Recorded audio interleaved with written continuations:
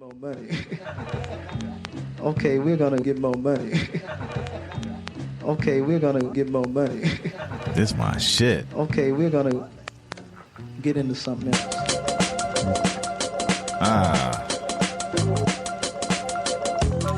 Welcome to the Chop Shop. I am Eddie James. Next to me is my trusty pal, Italian stallion, VIP, very Italian person, fastest hands in the tri-state. Goddammit, DJ React. Yes, sir. We're here. Yeah. Hey, React, man. We got a legend on here, bro. We sure do. This man is, for our time, I believe, one of the greatest tastemakers for our generation when it comes to music. He is affiliated with so many people and so many artists and super talented musicians and DJs. He has put out their records on his label, Street Corner Music. Street Corner Music. Yes, sir. He is a Detroit native, super DJ, and as you can hear, a really fucking dope ass producer as well. We're gonna get into that. Ladies and gentlemen, we got Mr. House Shoes on the Chop Shop. Yeah, buddy. Yes. What up, Shoes? What's good, Joe? What you smoking, bro? You smoking Newports? Yeah. Yesterday was a rough day. I've been off squares for like 5 months, okay. but that's the third pack I got in It's like okay. 5 months, so I ain't tripping. You know what I mean? Okay. I don't It's all enjoy good. them. It's all good. That's the thing. Like, I'm really happy. I don't enjoy Yeah. cigarettes anymore, but I still want to smoke them sometimes. You know what I mean? Yeah. I feel you. I hear you. I feel like left out. Shit, I think I'm smoking weed and shit tonight. Go get a pack, bro. Yeah. Well, I'm already on that McAllen tonight, ladies and gentlemen. You know, Word up. looking for that sponsor. Actually, we could be sponsored by Shoes IPA, which is fucking dope as hell too. You still making that? You got your own line of beer, dude? Well, we dropped a couple batches a few years ago. Ooh. Fucking, I'm telling you, I drank That's dope. like a dummy. I was like, man, these just taste good. careful. Pause. Careful. I literally drank like 3, and I was That's like, too many. whoa. Too many, bro. I was looking at the one the next day because it was coming to 4-pack and shit. Yeah. And I was looking at that one. What was the alcohol content? Oh, It's like between 7 and 8, I think. yeah, I think it was like either that's 7, good 9, shit. or 8. It might have been like 8.3 even. KT came over here. KT came over here like right after we dropped him, right? And he had 2 on an empty stomach, and I was doing the Twitch stream, right? And I thought he left. I thought he left, bro. I thought he just left because I was like, "Where the fuck is KT?" And like 3 hours later, I go in the bathroom, and he's leaned up on the sink. Oh man, Oh, man. shout out That'll do it. to KT, Look, man. he's like, man, you playing some shit, bro.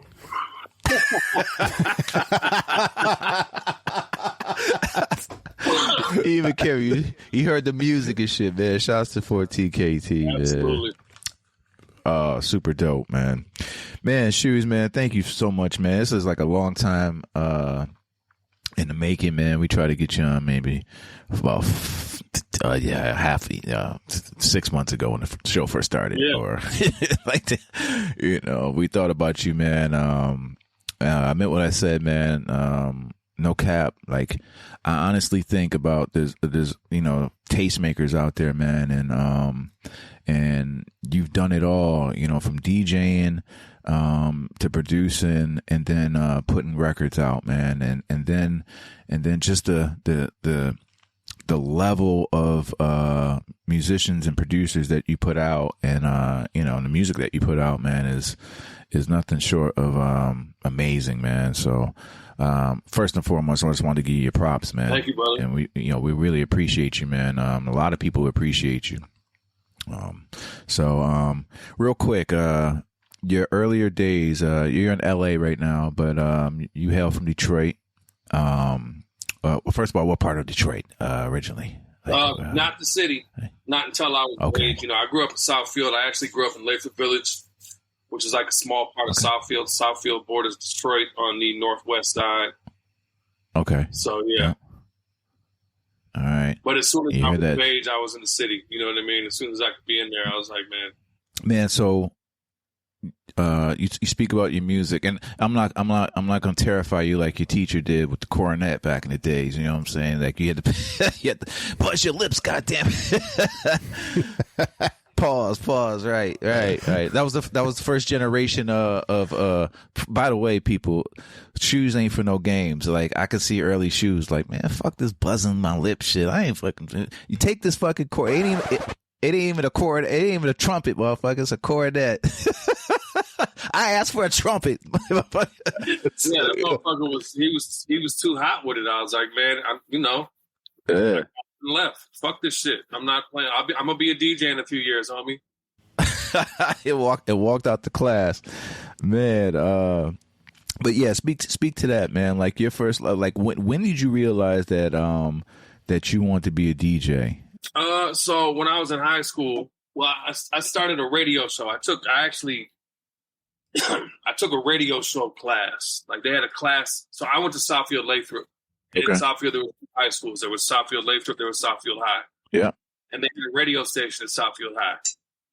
And you could go over there. It was an elective to take the class, and then you could have a radio show in the afternoon. Yeah. Damn, that's really cutting edge. Yeah, so that's where I met, like, 31. That's where I met, like, Beej and Spot and, cats from the first crew I was fucking with. And that's when I met Kareem Riggins. He was in the radio station class with me. Oh. And he had a jazz group called Legacy at that time while he was still in high school. And he was playing all the jazz venues in Detroit. So I always loved music. And I always loved to share music. You know what I mean? I wanted to get the shit first and put people up on what I liked and enjoyed. So I used to pick up the homie Omari, my boy Omari Jones. And he was a DJ O-Love. He was a good-ass DJ. And like I said, I always wanted to have the shit first. So one day he was like, you want to come in the crib? And I went in the crib. And his living room was just full of his records. Right. And that's when I learned about like promos and test presses and the fact that was the first iteration of music. You know what I mean? So I started hitting the record stores and getting them relationships tight with the motherfuckers at different stores, because when the promos come in, it might only be 1 or 2 copies in the whole city. So that's right. Yep. You know what I mean? Yeah, for real. Like the test, the white labels, bruh. Yeah. Started getting them fucking records. You know what I mean?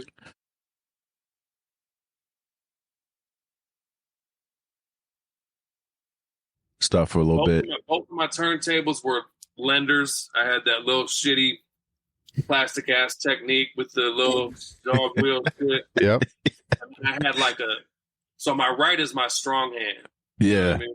Yeah. Pause. Yeah. It was. Hey, child, take my strong hand. But the Kenwood, I had this Kenwood that the homie let me hold, and it was a sturdy turntable, and it had like the pitch control knob that you turn like hell that. Yeah. You know, I could cut a little bit on it, but since I didn't have any real sturdy turntables, all the practice was just blends. You know what I mean? Like blend integral in Detroit. Like cutting is secondary. You gotta be able to hold a long, tight blend. You know what I mean? Yeah. So when I first started practicing, it was just like instrumentals, blended instrumentals. And then after that, before I got my techs, it was like remixes. I make remix tapes for the homies where I take acapellas and put them over different 12-inch instrumentals and shit. You know shit. Okay. Yeah. That's dope. I mean, it's funny what you said, because, so you only had one turntable that had the pitch control, right? Well, no, they both had them. Oh, they both had pitch. Okay. Yeah, because I remember when I didn't have no pitch control. I think my first set, and then immediately I got some cheap ass turntable. My mom, shouts to my moms and shit. So like I got another cheap pair, and them shits were like Scott's. It was like Scott for real, and I had like 1 million pieces of paper on it, and motherfuckers, ceramic, all kinds of slippery slide shit that make my records. But them two shits had pitch control, and that's all I really cared about, man. You know, just to have the pitch and be able to match the records and shit. Like, I was happy about that shit, man. And then yeah, man. But I think I heard something like you started DJing in 93 or 93, 94? Late 93, early 94, yeah. Man. My first party I ever did, I mean, it wasn't a party. It was the last day of 6th grade. So technically the first time I DJ was the last day of 6th grade. And I just had it was only like 4 or 5 of the homies came through, but I had the shit we all had, the box joint, you know, the dual cassette and yeah, on top and the CD player and shit. So I just had my tapes and my records and some CDs, and I'd play a record, then I'd play a tape. And that's fucking dope. Tape queued up, you know what I mean? Yeah, queued up already to where you want them. You know what I'm saying? Yeah, I was getting high too at six in the 6th grade. He was like, "Yeah, we about to go to 7th grade and shit." He's had 40 ounces and shit. I ain't start smoking, drinking, or fucking until after high school. And if I would have, I probably wouldn't. None of this shit would have happened. None of this shit would have happened, bro. Because I was one of them motherfuckers in school where I just did just enough to get by. Yeah. Like, I was accelerated. They wanted to take me and put me in, like, the other school when I was in, like, 2nd or 3rd grade. They wanted to take me and put me into, like... Gifted and talented. Like, nah, I want to be with my motherfucking friends. Fuck that. You know what I mean? Yeah. Just got by. If I was smoking, drinking, and fucking, I probably never would have even finished it. And if I would have never finished high school, I never would have went to Eastern Michigan University. Yeah. And I never would have got kicked out of Eastern Michigan University. And I never would have taken all that money that I had left and bought records. Woo. And I probably would have never went to Street Corner Music to buy Hard to Earn the day it came out. Yeah. Job. And I probably wouldn't have got hired 2 weeks after that at St. Andrews Hall. And I probably wouldn't have met JD at the record shop I was working in a few months after that. You know what I mean? So and ladies and gentlemen, that's the end of the show. Yeah, that's it. Yeah. Good night. We're going home now. That's it. Good night. That's it. Bye-bye. He just did an Eminem on us and shit. Like, so we can't even ask the question and fucking shit. mic drop. You know what I'm saying? Oh man. Yeah, man. Like, damn, you just really That's all right. You really threw me for a loop with my list there. No, I'm just fucking around. There's details in that. We still got to get. No, I know, man. There's so much stuff to talk about, man. You know, so when we talk about the music in Detroit, you know, which is heavenly electronic. Did you find yourself in between? Like, did you appreciate that kind of music, or it was like straight hip hop from the beginning?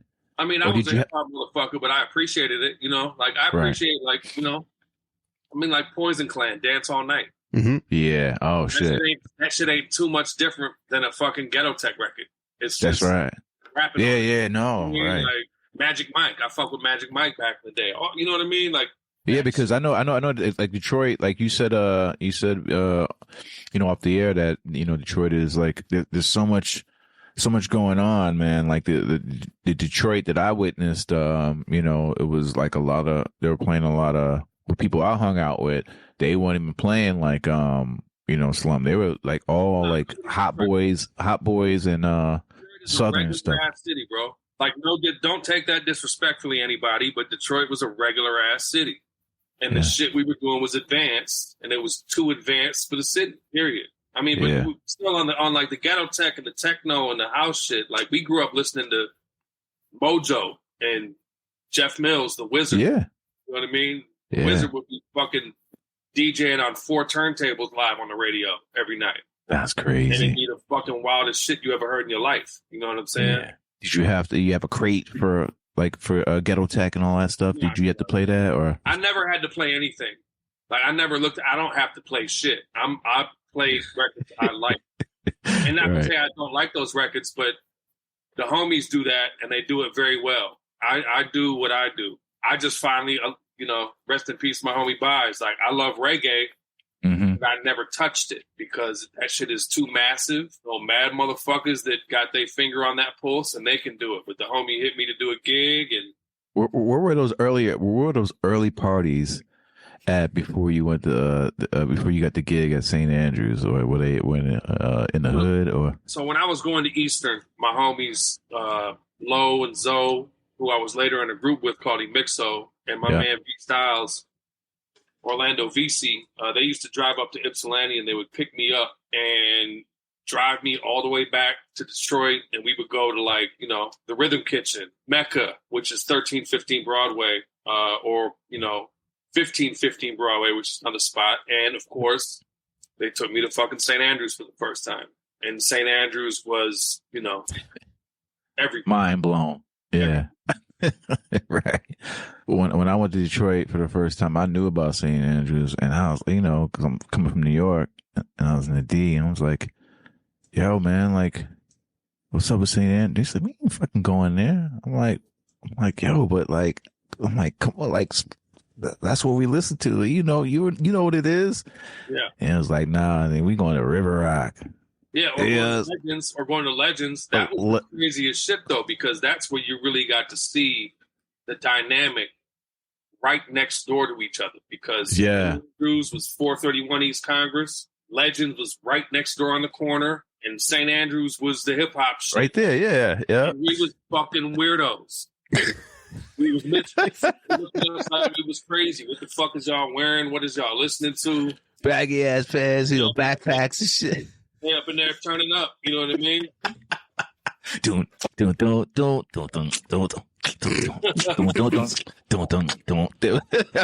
Yeah, I'll tell you that shit Detroit is different, man. Like, oh, absolutely. So you got your early DJ gigs, DJ House Shoes, which is like you were legendary, and it was all hip hop at St. Andrews. How long did that tenure last there? 10 years. 94 to 2004. Maybe 93% of those Fridays. Every Friday I would be there. There was a few, motherfuckers quit sometimes because it wasn't no bread. When I got hired there, I was making $80 on a Friday night. Ooh, man. 10 years later, I was making $200. Yeah. Hey, but that line used to be around the corner. Yo, there's like fucking 1,500 people in the club. You know what I mean?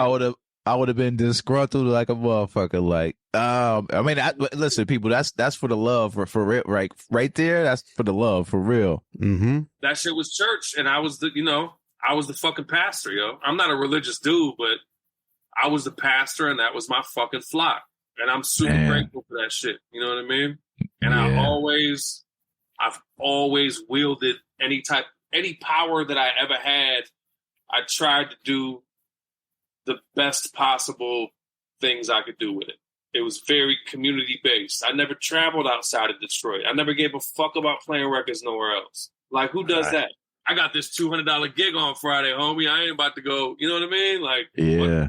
And then I moved to LA and I've been to fucking 45 countries. Damn, that's just wild. That's crazy, man. Like, it's like straight out of St. Andrews, basically, and then to LA. That had to be crazy.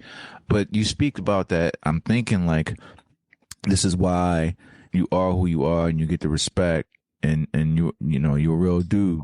You know what I'm saying? Like, because it was everything. I mean, actually, I can't even say, because 1,500 people waiting for you to get busy. That's kind of, man. Well, it was 3 floors. So that's right. But still, just. Listen, man, I've never been to a house shoes party, but I heard.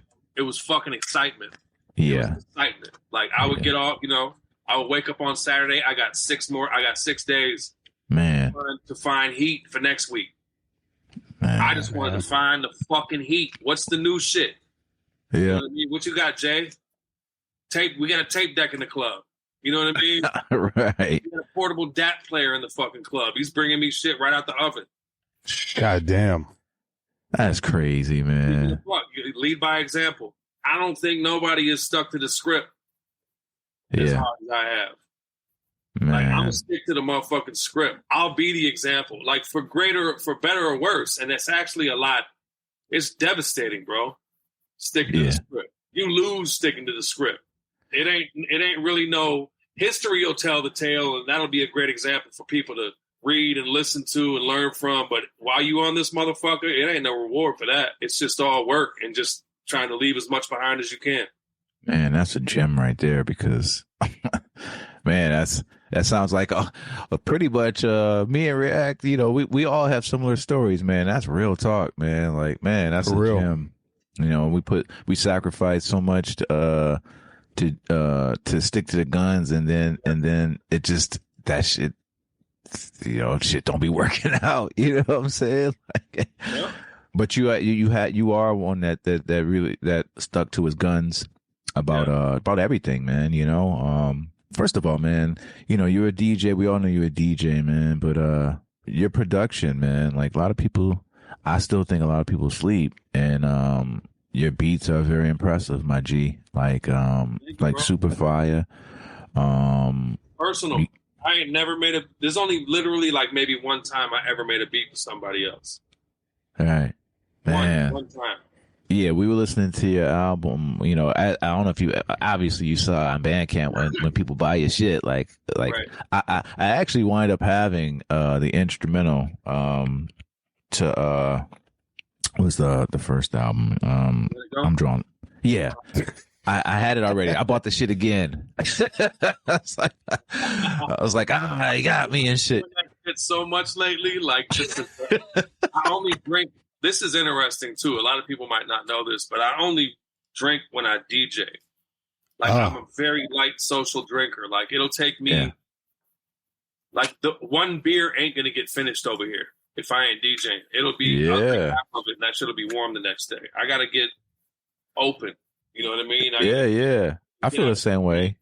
React hates when listen, I work out and React was like, you fucking drinking again? I'm like, yeah, I'm fucking drinking. In like the last 2 months, I've gotten so many multiple orders of records. Like I bought 4 copies of the Arm & Hammer album.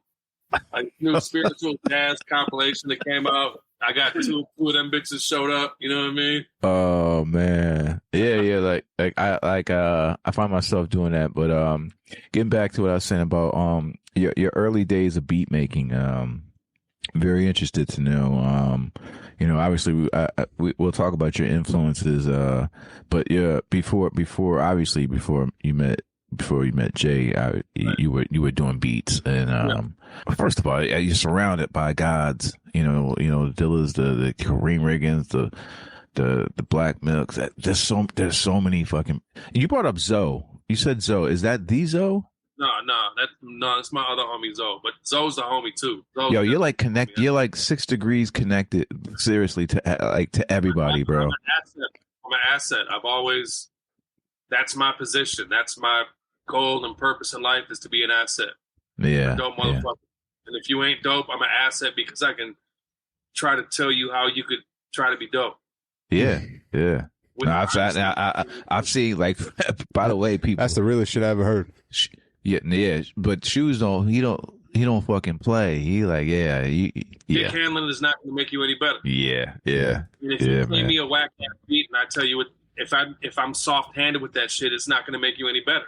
You play me a whack ass beat, like man, that was a whack ass beat. I went super hard, bro. Like I used to judge beat battles, and I would tell motherfuckers, "Hey, man, don't ever make a beat again in your life." Like for real. My thought on that was like, listen, you ain't got it, and the only way if I'm gonna tell, like, you're either gonna quit or you're gonna get better. Yeah. Mm-hmm. And if you ain't got it, and if you tap out, you ain't meant to get better. True. And especially if you have somebody tell you like, yeah, shit is trash, like, and then you just get mad and take your ball and go home. Especially now too. You know? Jake once said it too. With all the technology that we have now at your fingertips, man, like there's no reason, like if you're making music and like you might have to rethink life if people are telling you your shit's whack. Like for real, like just stop. Well, yeah, we have to hold that thought, man, because I'm really interested in as you as a producer, man. So speak to that. So, like I said, I went to Southfield High for the radio station class, and I met Beej and Spot, homie Shep, 31 Flavors. That was the original crew. And you have to see something to believe it. You know what I mean? Yeah. Like, we think that records are just like the Sorcerer's Apprentice or some shit. Yeah, You know what I mean? Like, yeah. And then you go over the homie's crib and watch him make a beat on a 4-track. Yeah. And you're like, damn, that's you really doing it. My dad had this Tascam 4-track. It was like a big Tascam 4-track, and he had a rock and play sampler that ran off a 9-volt battery. It was a 16-second sampler. Ooh, that's a lot. And it had pitch control. Oh shit! So 4-track, loop up some drums, lay them down, find you some loops, pitch it, match the tempo, filters. I'll tell you this: when I started making beats, my primary influence was the Beatminerz, 100%. Oh shit! Yeah, a lot of my early shit is like dirty, drum loops with fucking loops on top and the filters and all that shit. Yeah, shit. Like shouts to Evil and Walt and Paul. Baby Absolutely. Paul. And they were actually the Beatminerz used to be a really bigger crew who had my homie in it too as well, Ike Lee. And at one point in time, it was Ike Lee, Walt, Evil D started it, and Baby Paul came on. Then my boy Ike Lee was down with them, and then even Tumbling Dice was down with them too. Wow! Yeah, Ringo. He was part of Beatminerz as well. Yeah, that's a fact. Crazy. Yeah. So, but yeah, man. So yeah, the layered beats and shit like that. Like, man, shit, like 16 seconds. That's a lot. It's a long time, yo. That is. That's why I like long loops. I've always liked long. There's some really dope, like 1-bar, 2-bar joints, of course. Yeah. But I just like to hear a more extended progression. You know what I mean? Unless it's Mass Appeal. Right. Which is. I mean, Mass Appeal's dope. It's definitely nowhere near one of my favorite Primo beats. But the song is incredible. And check me out. Like, hear me on this. That's like the most un-Primo beat you will ever hear in your life. Mass Appeal? Mass Appeal does not sound like a fucking Primo beat. Yeah. Like, if you listen to the drum, like just the drum pattern, it makes in Primo's shit. You know what I mean? Yeah. Like Chaos was crazy too. Chaos, like you said, hard to earn, but daily operation was it for me. I was like, what the fuck is this? Like, Step Into the Arena was cool, but I remember you saying, I heard you say, like you were going live on Twitch and you were saying that Hard to Earn was the album that really pulled you in. Oh, yo. Daily Operation was like Step in the Arena on steroids, but Hard to Earn was like Daily Operation stripped down on steroids. Yeah. You know what I mean? And just them fucking cuts. Primo always had the cuts, but on Hard to Earn, yo, that was like... Oh, yeah, it was crispy. That's one of the most predominant, like, DJ... Man, he murdered all the joints on the cuts. You know what I mean? Yeah. I mean, like... cuts on that bitch, Primo. Oh, man, shouts to Preem, man. Like, man, like... You're right, because that shit was on steroids. I mean, but... We're jumping the shit. That's okay, man, because we freestyle and shit, man. Like, that's how we do. We just chopping it up. Absolutely, man. So your early influences, beat wise, like you're surrounded by a lot of people. Was Kareem making beats? Because you knew Kareem. Did you know Kareem before you knew Dilla? Yeah, I knew Kareem before Dilla. Yeah. Yeah. Right. So Kareem was making beats as well. Like all you guys were making beats. Maybe I feel like he started making beats probably like around like 95, maybe. I got one of his first beat tapes around here somewhere. Damn. The timeline is crazy because your maturation and then just progression, like I got really good really quick. You know what I'm saying? Like, I mean, it's funny because it was an escape. Yeah. Nobody in Detroit was making beats like, man, we about to change the world. We about to take over this shit. Motherfuckers just had it. It was just something in the water, bro. Man, I'm telling you, because I think about the years. 4-track, and I was taking these little funny ass beats over to Jay and playing them for him. I wasn't even really playing him for him like that. But, you know, then he would be like, you want to make a beat? How'd you meet Jay? I met Jay at Street Corner. Ah, okay. Just coming in. Street Corner Music is named after a record store that I got hired at. That's right. I told you that story previously. That's where I went to buy Hard to Earn. And I met him maybe like October of 94. Mm-hmm. He just walked in the store and he was digging, and it was something different about him. And I got off work and he was like, you want to hear some shit? He told me he had just started fucking with Tip, and he was driving a white Ford Ranger at the time. And I went out in the Ranger and he put a tape in, and it was like a reset button. It was like going back to the 5th grade all over again. Damn. You know what I mean? It was I think they said that I think you told me, or you said or I overheard that the first joint that you heard or either watched him do or either heard him do was Get a Hold. Yeah, no, I watched him make that at RJ Rice's studio by Northland in the fucking closet. Word. Like it was like a B room. There was a closet. He made that beat in the closet. In a closet. Oh my god. And he made that shit in like less than 15 minutes. Were you like, what's going on here? Crazy. Oh man, that's crazy, man. You know, come on, man. And then who the fuck? Tribe was everybody's favorite group. My favorite group still to this day. Beat wise, you speak about Dilla and Get a Hold. I knew that something was different because I followed Tribe since I was a kid. I mean, well, not kid, but I was in, People's Instinctive. Right. And I knew the progression, and I was like, man, something's different about this Beats, Rhymes, and Life. It's like more sub bass. It's darker.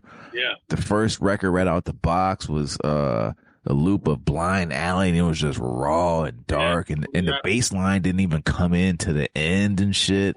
I was like, what the fuck is this? It was like I was like, what? And I was in a car that had like mad like bass and shit. I was like, this, and then that stopped, and it was just like the rhythm, doom, doom, doom. I was like, yo, something's different.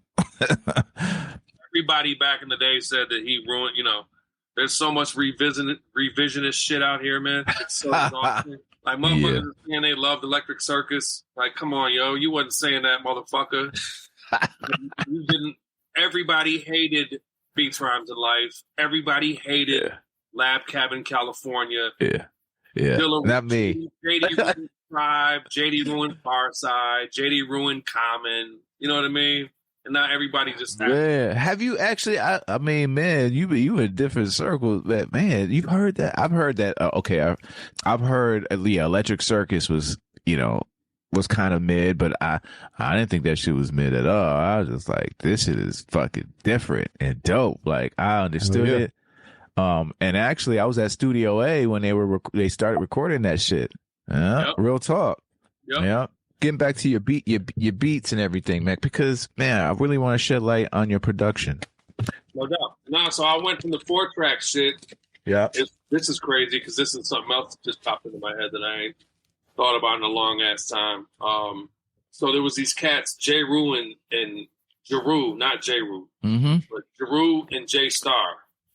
And Jeru and J Star was from Jersey, and there was like Tame and L's OGs. Like they taught the Artifacts how to do graffiti. Oh yeah. And they would stay in the D for like a year or two, and they would let me come through, just give them a couple bucks. They had an ASR 10. Yeah. They might have had an MPC 2000 XL maybe, but I feel like it was just the ASR 10, and they would just let me work all night, but they wouldn't help me. They'd be like, don't bother us unless like you're at the absolute end of your rope. So you got to figure it all out. You know what I mean? Yeah. You just sit there, just buy like a Young Shoes in there, just like. Crazy.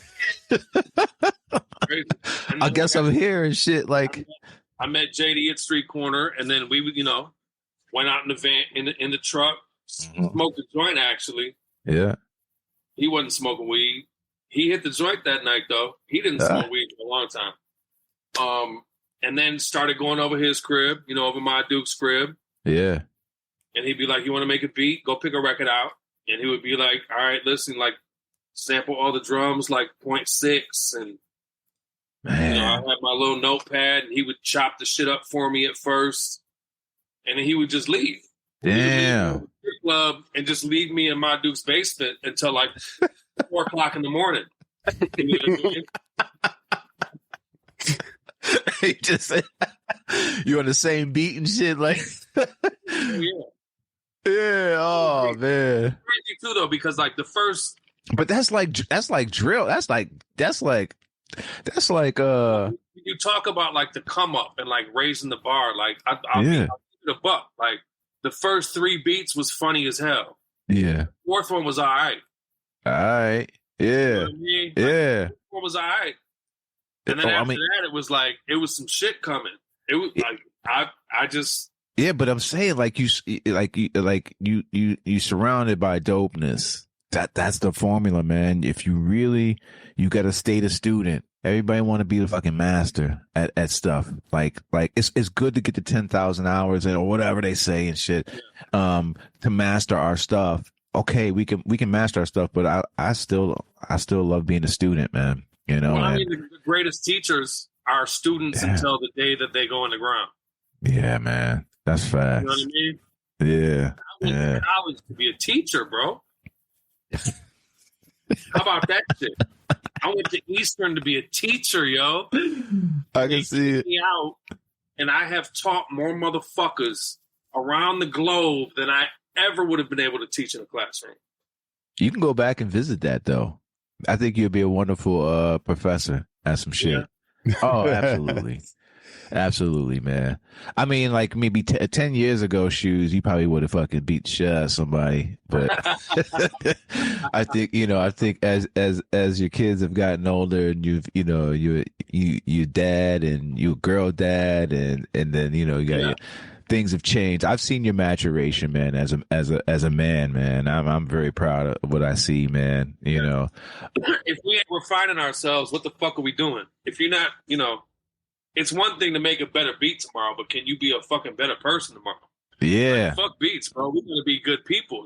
Look at the reason the world is in the state it's in today is because there's not a lot of good people in the world. The bad guys are winning. You could be Christ Almighty on the beats. If you a dick or an asshole, I'm not gonna play it. I'm not. Yeah, I don't even care. It's like Joe Budden came out a couple days ago and told Mr. Drake that Father Time is undefeated. So salute to Joe Budden because he is 100% accurate in that statement. I don't give a shit about two rich guys and shit. No, I don't. Although I think Joe will smoke his ass. Oh, word. Yeah, my bad. Pause. That was a bad one. I know. It's all good. That was a bad one. Oh man. All good. So I mean, I feel like you had like that shit was like training camp, man. Like Dilla would just leave you and shit. Like, all right, I'm going out and you stay your ass here and figure it out. It's almost like, basically I gave you what you needed. And because when I listen to your music, you saw something there, bro. You know what I mean? And I'm because I personally don't really understand a lot of that. Like, yeah. I never really had to deal with the who was this white boy shit. You know what I mean? Yeah.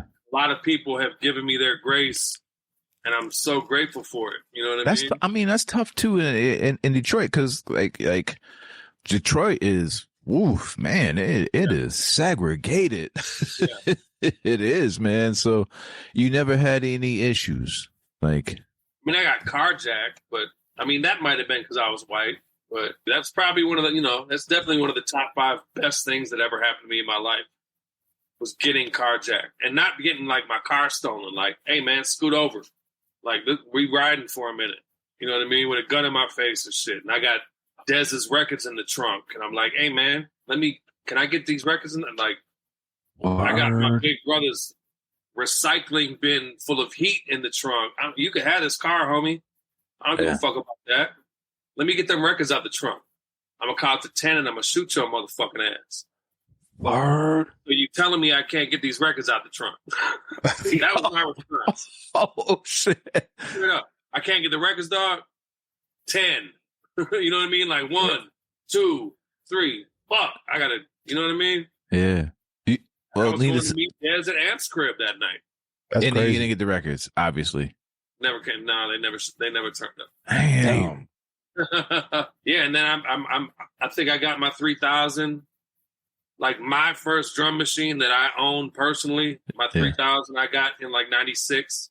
That's a come up because that shit came out like in 94 or 95. And that shit cost a lot. Yeah. For real. How'd you the street corner money? No, I had an investor. Man. Yeah, like the first beat I made on that bitch was I ain't gonna front. Like the first beat I made, like Fat Cat rhymed on the first beat I ever made on my 3000. Man, I had the 3. I love my 3. I loved it. I had the black joint. I had the black joint. Yeah, bro. I ain't made a beat in 15 years. What? I got 5 MPCs. I got a 3000. I got a 2000. I got a 2000 XL. I got a 1000, and I got a 500. I'll take that 3 off your hands if you want. No. I'm gonna get back to work. That's the one that definitely ain't leaving. Yeah, man. Speaking of your music, man. I mean, can we play anything? Yeah. What do you we was talking about the 9 earlier, like the PDF show y'all did, right? Maybe like 6 months before I left Detroit, or maybe about a year before I moved from Detroit. My MP went down, and Denon gave me one of his. Oh, shit. You know what I mean? That's love. Denon's a nice guy, man. Good dude. I fucking love Denon. I just wish he would call me when he comes to LA. Denon fucking loves JD shit. So I just want to get him over here and put him in the chair and whoop his ass with some records. You know what I mean? That's when I'm happy. Man. I mean, man, like, speaking of which, like, that 96, I mean, do you have rights to that 96 record anymore? Or the 96, you put out, your first record that you ever put out was Jay's record, right? That was 97, I think. Late 97. No, you're right. It was October of 96, actually. That was a bootleg. I mean, we didn't have the rights to put it out when we put it out. Oh, that's right. The story, I guess the story had it like you was like, fuck it, right? Like we put this shit out, like. Well, I mean, he would give me these tapes, and a lot of the shit would never come out, and that's how a lot of shit works. But he was being told that remixes were accepted and greenlighted, and I'd be in the record store, and the fucking record would show up. And I would have to call this motherfucker and be like, "Bro, it happened again." Damn. Oh shit! It ain't on here, bro. You know what I mean? And I was like, "Fuck it." He gave me a DAT of the. He gave me the JD unreleased shit. It was a DAT, and I would play it at the club on Fridays. And I was like, "Bro, let's just fucking put the shit out, man. Like, fuck these motherfuckers. They told you they was going to put it out, and they didn't. Let's just put it out." Yeah. Man, and that was the early days of basically you putting records out, man. There's so many artists that you've been the conduit for, like, just countless people. There's too many people to name. Just the beginning of so many dope careers. Your homies and your student of JD, but there's like, there's Kareem who's fucking a god. Yeah, absolutely. A god of a producer, Kareem Riggins. You're surrounded, and you got Black Milk on your first project, by the way, was like, I didn't listen to it in its entirety, and I have to be honest, like I didn't. I think I got your instrumentals first because I bought the instrumentals again. You know what I'm saying? But in its entirety, I did not hear the whole album, and I until today, and shame on me. I do remember the Jimetta Rose record though, which I love, the Castles record. I remember hearing that record, which I thought was like it almost feels like Primo in a way. You know, Really? it has that Oh yeah, I think it has that primo feel. Wow, okay. That's interesting. Yeah, that song was actually a dedication to our homie J1, who passed away. And he was a conduit as well. You know what I mean? I met him the day after I moved to LA. He was from Cleveland. I was from Detroit. And that was my fucking dude. And he built a community out here called the Animal Kingdom, and he would give us all like nicknames and shit. He was the deer. And it's crazy because my name was the Moose. He made me the Moose. Yeah. And I never really understood it until like after he passed away, because like the Moose is like the kind of the OG to the deer. You know what I mean? Yeah. Oh shit, that's fucking dope. That's fine. That song still destroys me. Okay, that song is like 13 years old. That shit's Yo, I love this record, and Jimena Rose is okay. We're gonna crazy. Get into something else.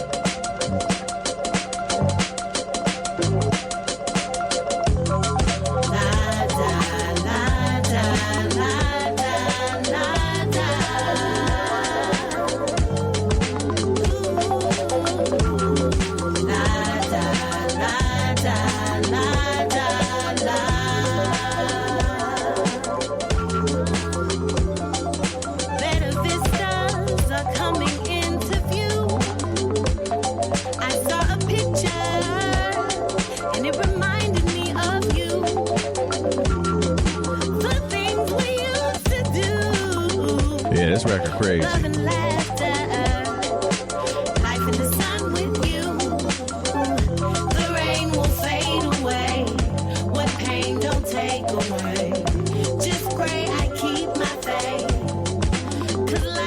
It's crazy because this record is oh man, the record feels super fresh still.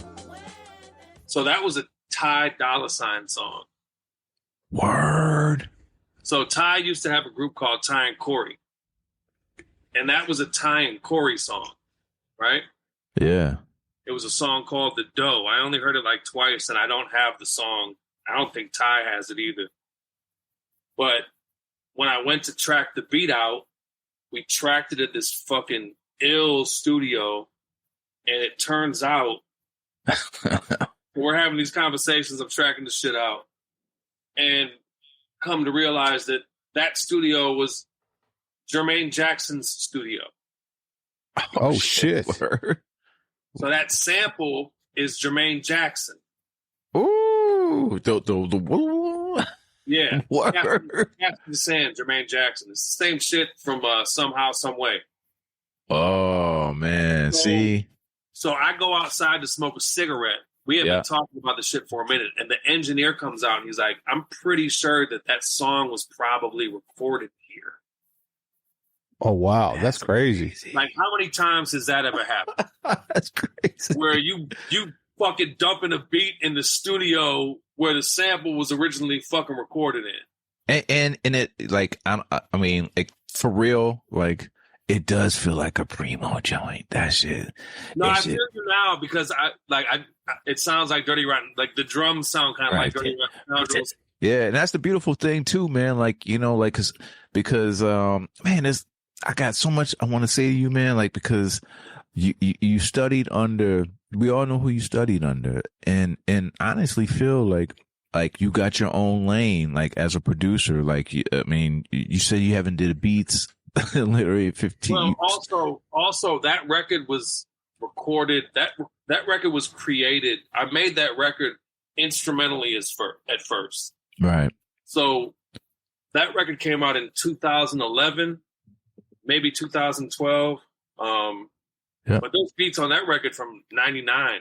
Word. You know what I mean? Because I was never a workhorse producer like that. Right. I didn't wake up every day like I got to make a beat. Like I made beats. When I wanted to make beats, and I made beats for my fucking self. I made the movement. I made the instrumental movement, and then I made a list of all my homies that rap. Like, well, that was my next question. On that record is personal. Those are personal relationships. There was no phone calls.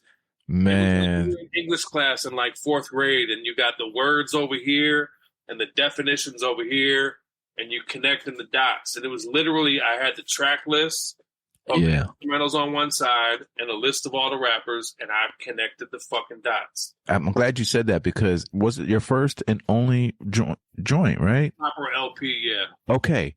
Well, I mean, me and Big Tone did Big Shoes also. Yeah. Which was fire. Well, by the way, we got that too. But that album, I was thinking as I was driving, I was like, damn, this shit is really fucking dope. Like, but it felt like, because you told me, I remember a while ago, you said, yeah, man, shit, I ain't no time to be doing no beats. Was it so is it fair to say that was your life's work, basically, into that? Absolutely, bro. Absolutely. 100%. Yeah. You know how motherfuckers say business never personal?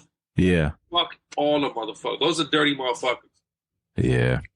Yeah, I feel the same way too. They'll do anything for $1. You know what I mean? Like, my business is always personal. Yeah. Every time. Well, that album, I'm telling you, Shoes, that album, man, like, shame on me, but not too shame. It ain't never too late, man. I had the I will say I had the instrumental first years ago, and I never sat and listened to the album today. I sat and listened to it on the way home, and I was like, this shit is fire. You know what my favorite part of the album is? What's that? The fucking interludes. Oh man, yeah, yo, you. That's all Pete. How'd you clear the That's all Pete influence. You know what I mean? Like, but did you clear the Isley Brothers sample? Oh, I ain't never cleared a sample in my life, fuck bro. that shit, right? It's like, fuck that. They ain't never gonna find out about it. You know what I mean? See, I had people ask me that shit too. I'm like, I ain't fucking clearing on. Say, yo, you a bad motherfucker. You come knock on my door for some shit like that. No. That album was incredible. I mean, you got everybody in that shit too, man. And it's just like, you know, Black Milk and Guilty and Elzai and Mo Dirt. Like, it's that album is crazy, man. Like, you got so much stuff in there, man. And you are, I would say, one of the ultimate tastemakers that I've ever, I go to. I subscribe. I do have a question about your criteria for putting records out, because you have, when you started Street Corner, you ushered in really dope producers, for the likes of Stro Elliott, Tall Black Guy.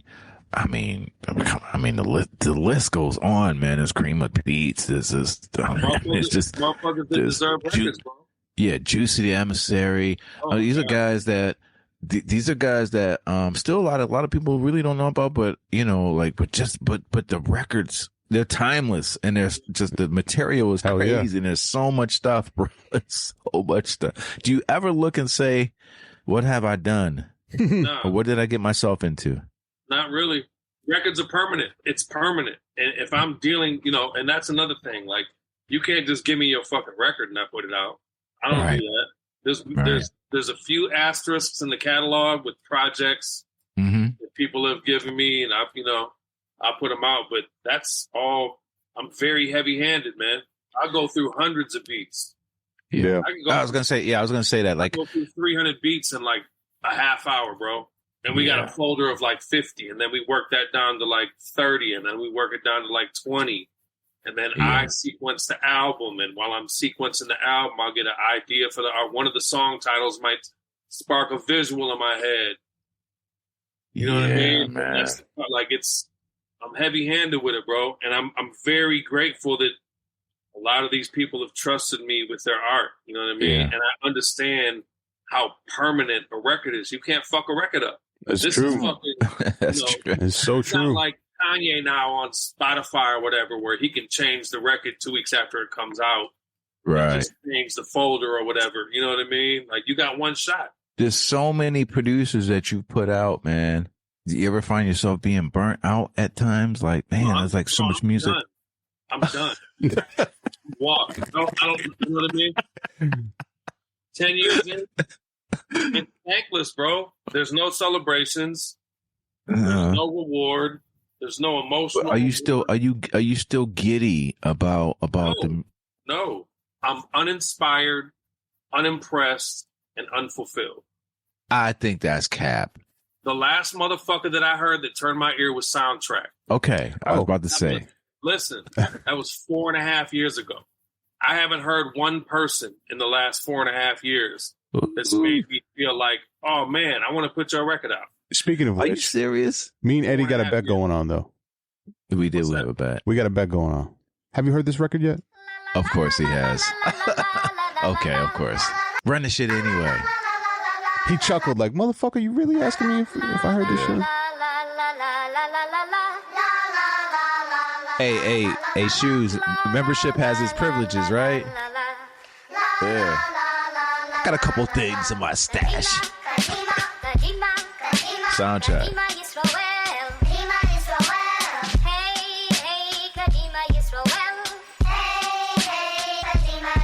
This is crazy.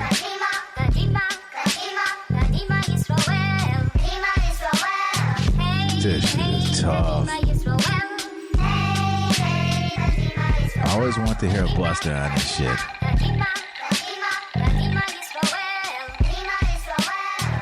Crazy. Track gave me a little nugget. Like that was like a kid's record shit. Oh yeah. Yeah. You ain't got the vocals. That's just the beat. Because you know that's a Smith and Wesson record, right? No, I did not. I didn't know that. Yeah. The Cocoa, it is Smith and Wesson, yeah. No, there's never been any such thing as Cocoa Brothers. I know, right? I thought that shit was. That shit was what? No such thing. It came out that shit, Cocoa Brothers. I was like, what the fuck is this shit? Yeah, like, what is this? Cocoa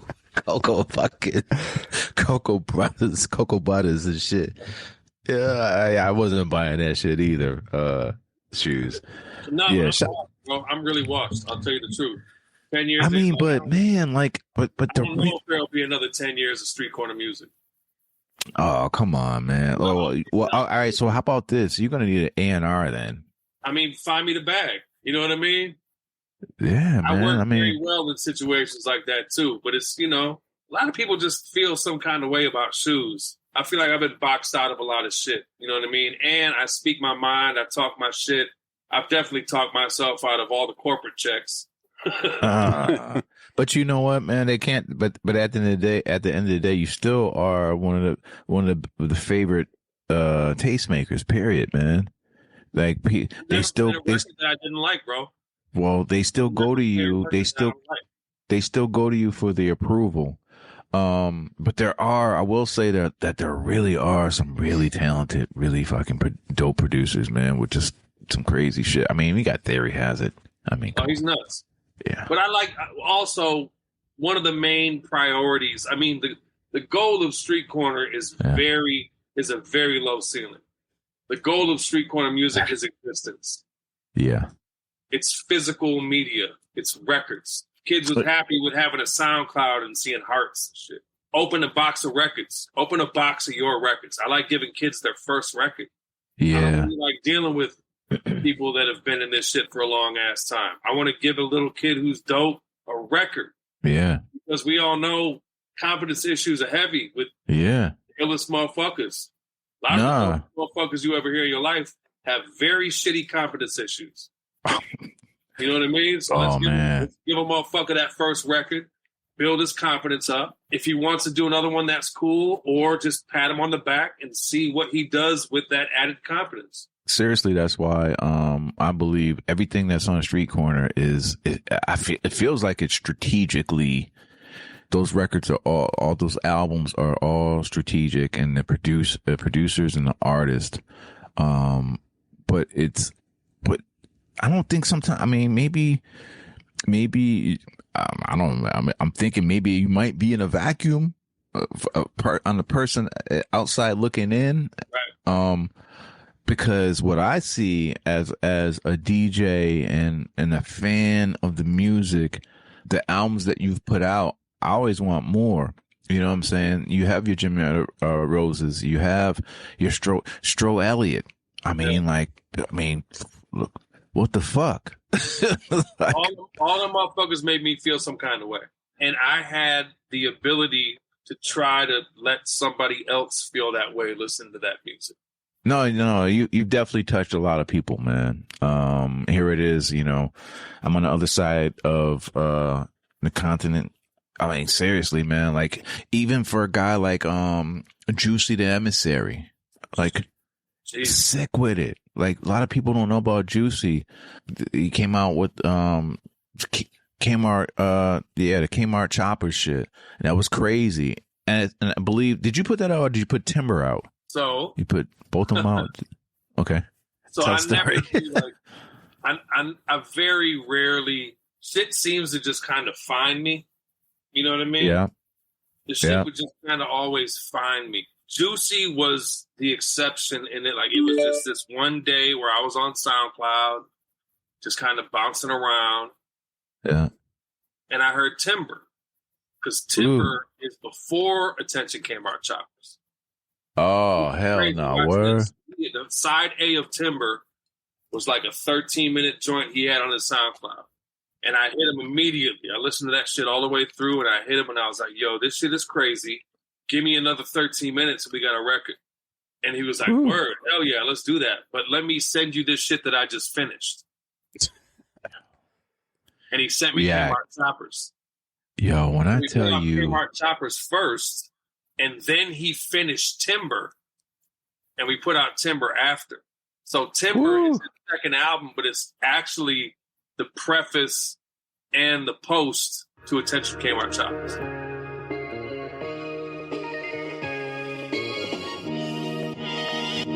Attention Kmart Choppers.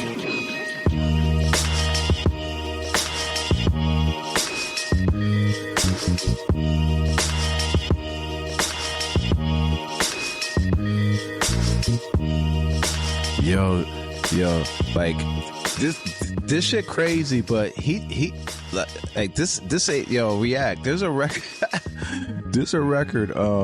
He took like I had to find it. It's like either a Jeff Ingram record, like, but it was like inspired by, he got a, like, I saw like on either Reddit or some kind of fucking blog page where he got the samples from, and it's just crazy. It was like shit. It was like the karaoke versions of shit they were playing, you know, of records, and he took the shit. This shit is so crazy, bro, because like the backstory to Kmart is there's a dude that worked at Kmart. There's a dude that worked at Kmart like in the 80s and shit, and he went to the electronics department one day, and he realized that they got a tape every month, and it had the announcements, and they had like, you know, cover versions, kind of like Muzak versions of hits, because they weren't licensing no records to play in Kmart. And so he would pocket the tape every month when the new tape came in. So he had like 50 tapes or some shit. And in like the early 2010s or some shit, the dude uploaded all these tapes to archive.org. And it made, like, there was like ripples and like rare media circles and shit. And for Juicy to have the foresight, and it's one thing to have the idea, it's another thing to execute that shit perfectly.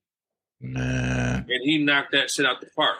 So he took all the Kmart music that they would play in the store and chopped it up. All that shit is from them Kmart tapes. Oh my god, yo, that's fucking so genius. Crazy. And to watch this, to complete the loop, the actual dude that put the tapes up ended up hearing Kmart Choppers. And was Do me a favor, React, please play B5.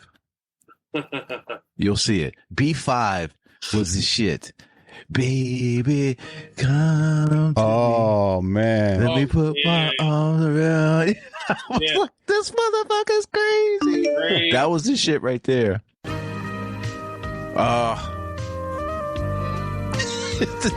As you're shopping at cheap ass Kmart.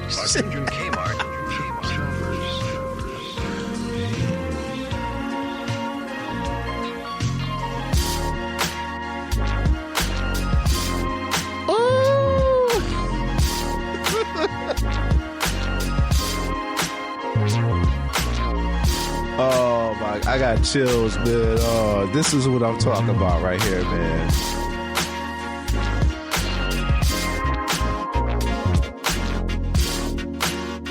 Oh my god, are you kidding me? That's this. All right, man. That's enough, man. Like That's what I'm talking about. He's a singular. Like that's another thing too. Is like I look for singularities. Yeah, man. Like I'm a fan of singularities. Like if I can immediately like break down your whole composition and like reverse engineer you off of like the first 10 seconds of a beat, it's not that impressive. If it's hard for me to figure out, there's so many motherfuckers on the label that are one-on-ones. And you might think they sound like somebody else, but then you find out that they're the root of somebody else. there's nobody that, like, first of all, Marvin's Mood by Stro. First of all, before we even play Stro Elliott, man, like Soul of Stro was a game-changing record, bro. Hey man, listen. Like, how'd you meet Stro? He was just around doing beat battles and shit in LA. I think I met Stro at Boombox, a producer of something. Yeah. But the first time I heard Soul to Stro was at the Do-Over. They had just moved from that original iteration at Crane's Bar. They were trying to find like a new home. And it was like a big ass courtyard. And it was probably about 400 people. And Jeremy Soule played that shit. And the whole room went up. And we've seen rooms go up, but rooms don't go up off of records they've never heard before. Nah, bro. Like maybe 4% of that room had heard that record before. I heard Jeff play it first, Jazzy. The fuck up, you know what I mean? Yeah. I heard Jazzy play it when I heard Jazzy play it, I was like, whoa. Crazy. Who and what the fuck is this, man?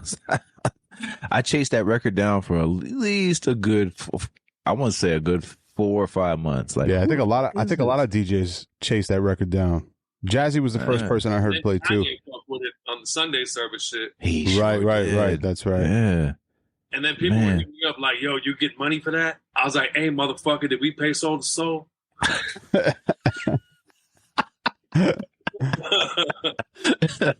Why are you in my pockets, homie? Like, what the fuck? Oh my God. Why we ain't getting no fucking money from Kanye? So you heard the record, and what happened after that? Folders. Oh, okay. Folders. You know what I mean? Yeah. And then during that whole process, he fell in with Playlist and not Playlist, but whatever that camp that Jeff had. Playlist Retreat. Yeah. Place Retreat. The place that I'll never be. First of all, fucking Jeff. Hey, Jeff. This is the craziest shit. Jazzy Jeff and Fresh Prince were going to do like a 25th anniversary tour or a 30th anniversary tour or something. And Stro was going to be involved in some way. And supposedly from what I heard, like when Will heard and saw what Stro had, like he kind of locked into it. Ooh. And it went from that, like he was in the studio with Jeff one day and they're working on shit for this Jazzy Jeff and the Fresh Prince reunion. And his phone rings, and it's Amir, and he goes out in the hallway, and Amir's like, "What you doing for the next 20 years?" And now he's the percussionist. Yes. Like, Stro Elliott is the Like, when Stro told me this shit, I was like, I immediately, because, the homie Jeremy Ellis from Detroit used to perform, well, still does sometimes, but he was like the beat dude for the Roots. I was like, yes. Hired Jeremy? Yes. Yeah. Hired Frank Nux. And I was like, wait a minute. You're the percussionist for the Roots? They like edged him out, and slowly but surely. Ableton? Yes, man. You know what a power move that is for our generation to see this motherfucker on the Tonight Show every night? Hell yeah. Yo. Craziness. You know what the craziest shit is that every night that I like I watch the show for, every once in a while, but I always look for Stro, like, because I'm like, where is he? Because you never know in this industry and everything. And then again, I think about it. I was like, yeah, Stro's a freaking unicorn. Bro, there's nothing better in this. I know, we all know how dirty this shit is. The greatest thing you can ever see is seeing a good guy win, man. Yeah. Because that shit don't happen that much.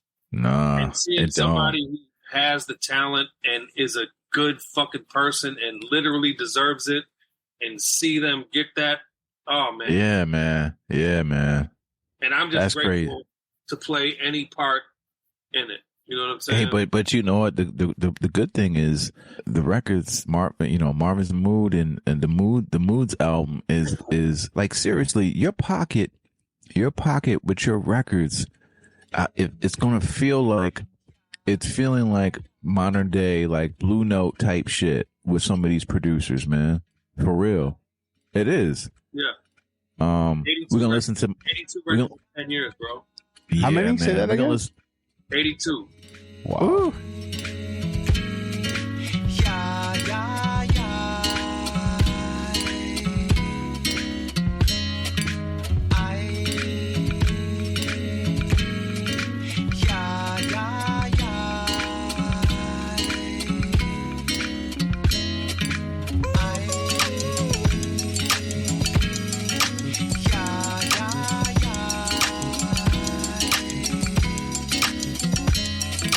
That shit was ringing. I had that shit ringing out here, bro. Like, ooh. His punch out flip is crazy too. Oh man. Oh yeah. His punch out flip. Play the Kamal Coltrane record. Why I find one more record from for him.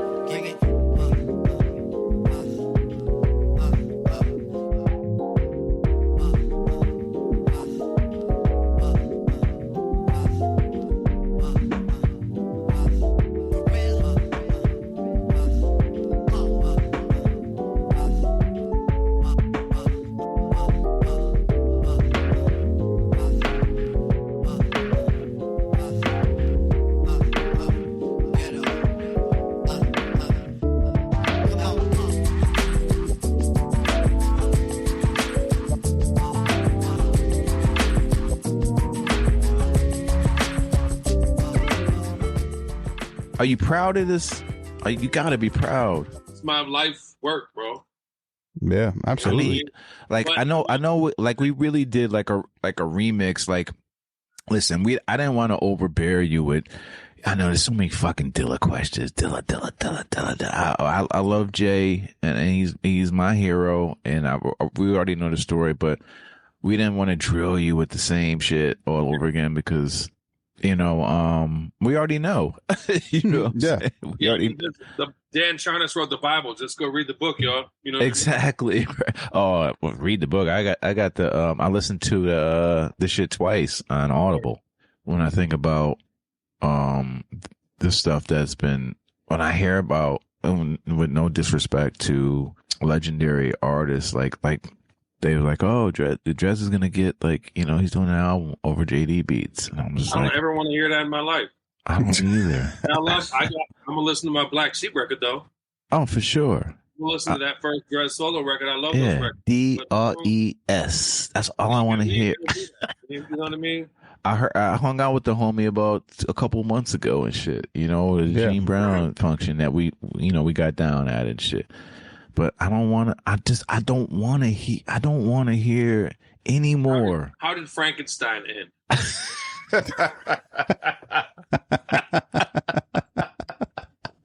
You know what I mean? Facts. That's not me being a dick. Yeah, bro. All these motherfuckers think that I'm just this loudmouth motherfucker that just, no, man.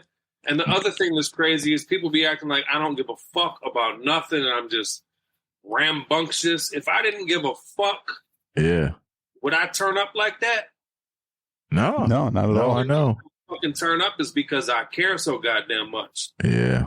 Any drama that has ever came from anything that came out of my mouth, the shit that came out of my mouth came from a place of love and protection. No, I know. Every motherfucking time.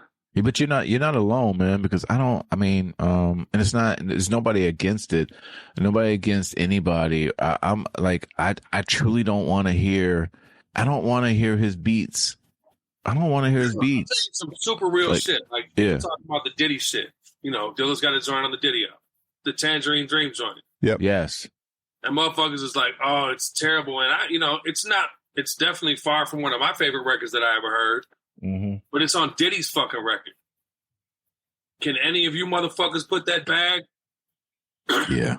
in the safe? Yeah. You know what I mean? Yeah. Put that bag in the fucking safe. This motherfuckers on, Yeah. He's been dead for 17 years.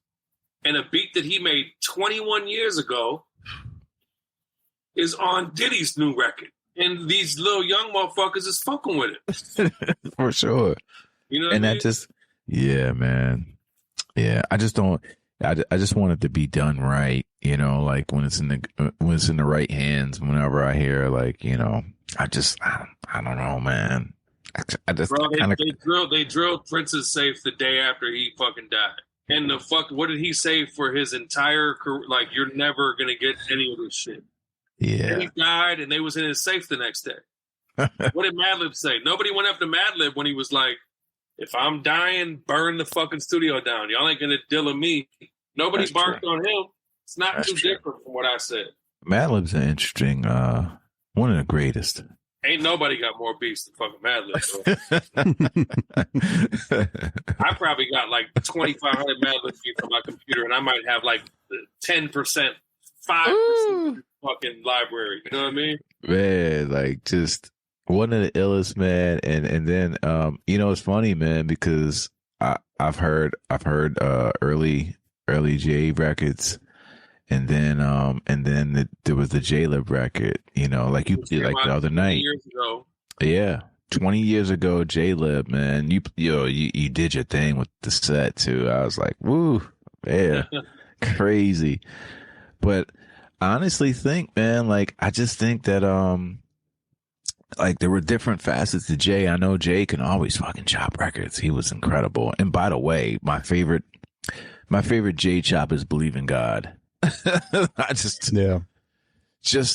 I know the record. We all know the record. Just how, and still as a producer, and I've been doing it for, you know, for a span of, wow, like 3 decades now.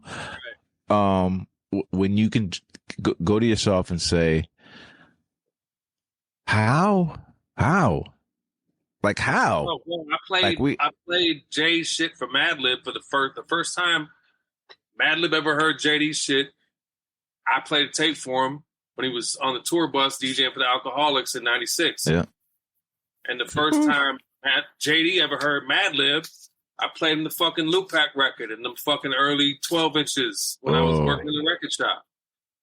And then I ended up fucking physically introducing them motherfuckers.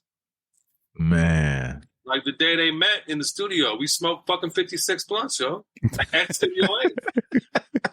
What heard at Studio A? Yeah. 56 blunts. Yo. First of all, I love the Studio A. Shouts to Eric and Maryland. I know. Man, I was Todd. I miss Todd. Oh, yes. Where the fuck is Todd? Right, I want to hear Todd's stories, yo. You got to find Todd and get him on here, bro. I know. Listen, man, there was only two engineers in there. It was, and the other engineer was still my engineer. He Steve Cap. Now he's at 54 now.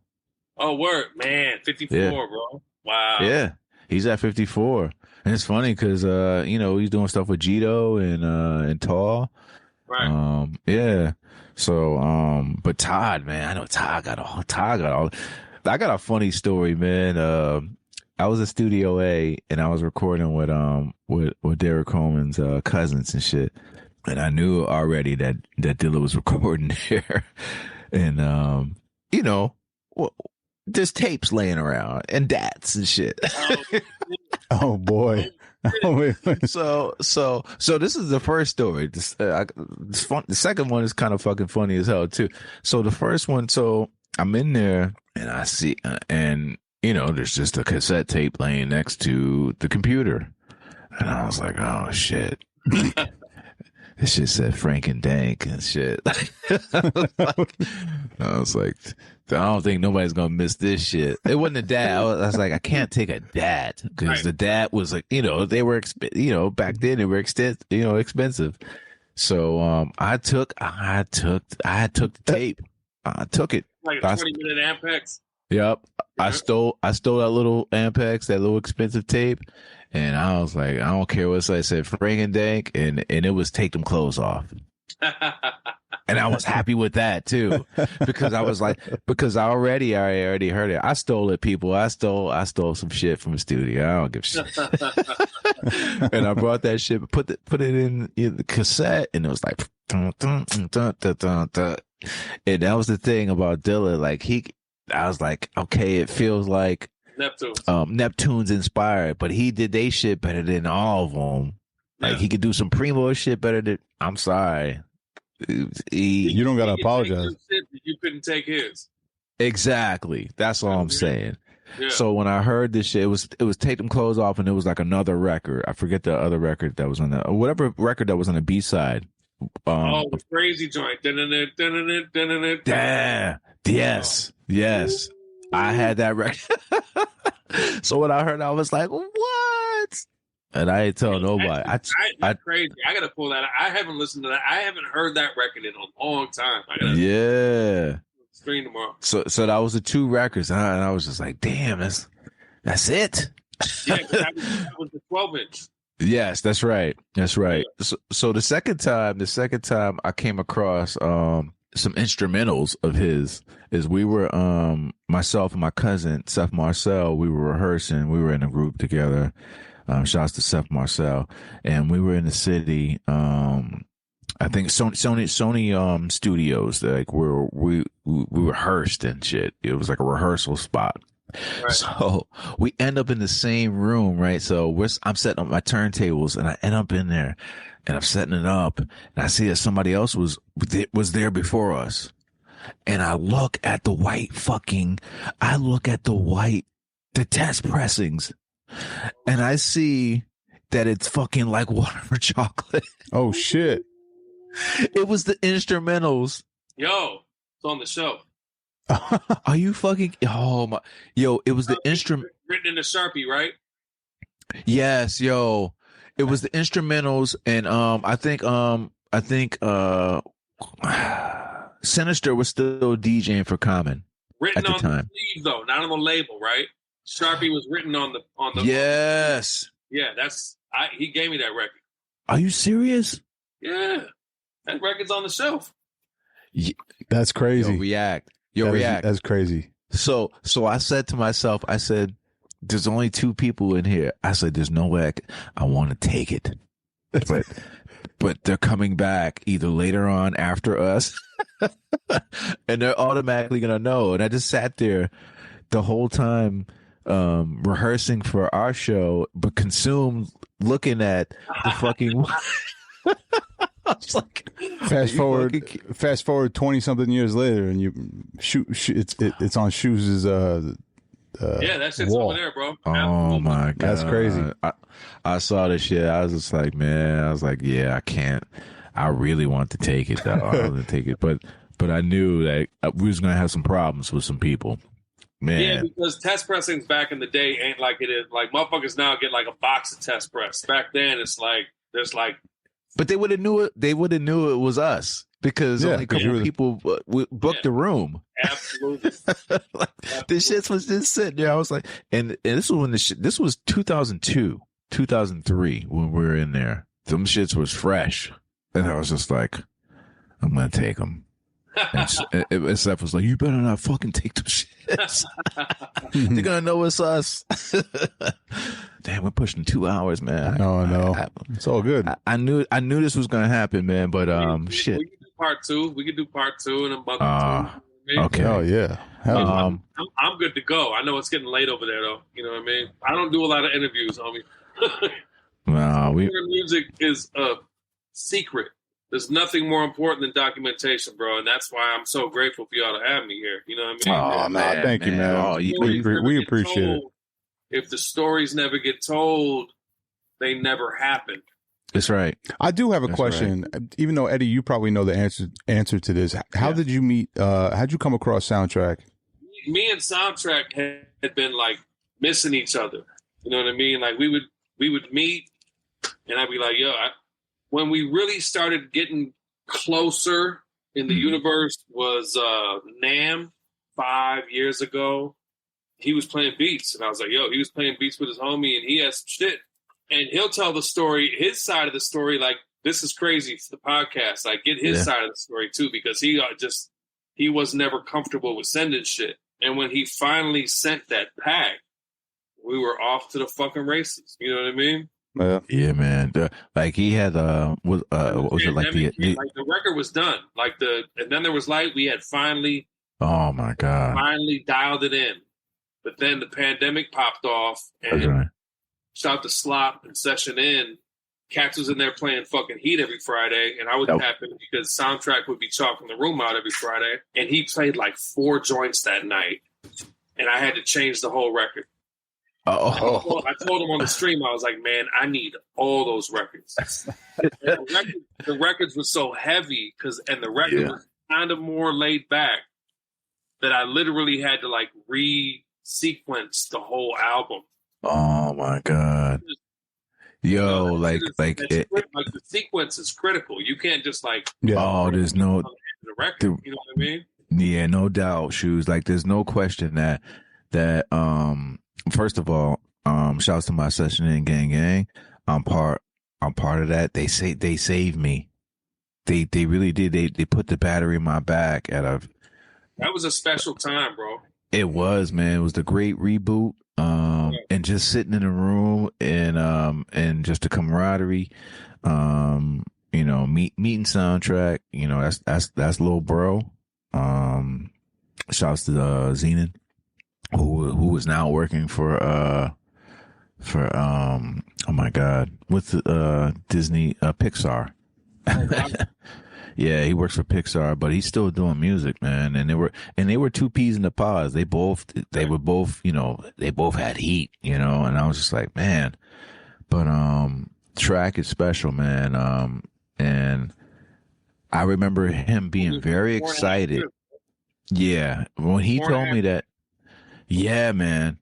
Like he told me, he was like, yo, because we talked a lot, man. It wasn't about music, man. I was just like, you know, that's the thing. She was like, oh, music is what brought us together. Music is what brought me and React together in 2005 or 4 when I worked at Guitar Center and shit. Yeah, you know I told him that story earlier. You know, broke ass musicians always worked at some sort of music store. That's right. That's right.